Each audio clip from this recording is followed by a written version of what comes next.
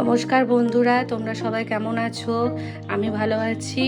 আজকে রাত্রেবেলাতে সেরকম কিছু সবজিপাতি ছিল না বলে আজকে রুটিটা কি দিয়ে খাওয়া যায় অনেক ভাবনা চিন্তা করে ভাবলাম যে একটা চটপটা ডিম ভুজিয়া বানিয়ে ফেলা যাক, রুটির সঙ্গে খাওয়া যাক।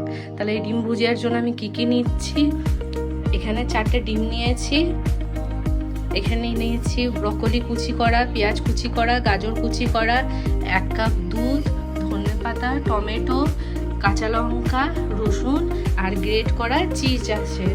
আর এখানে মশলার মধ্যে আছে একটু চিনি, নুন, গোলমরিচের গুঁড়ো, আর এটা হচ্ছে ম্যাগি মশলা, আর এটা হচ্ছে হলুদ।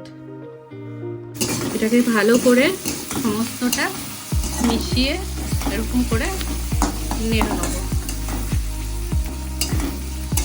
সব একটু ভাজা ভাজা হোক, ভালোভাবে সব ভাজা ভাজা হয়ে যাক। এটা তেলের মধ্যেই সব টমেটো সব সেদ্ধ হয়ে যাবে আর ভাজাটাও হয়ে যাবে।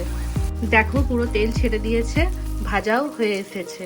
এরপর যে 4টে ডিম আমি দুধ দিয়ে ফেটিয়ে রেখেছিলাম সেটা আমি দিয়ে দেবো।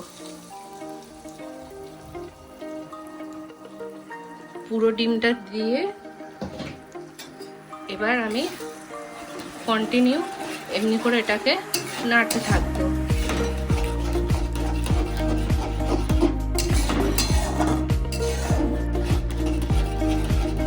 ডিমটাকে দেওয়ার পর সমানে এটাকে এরকম করে ঘাঁটতে হবে।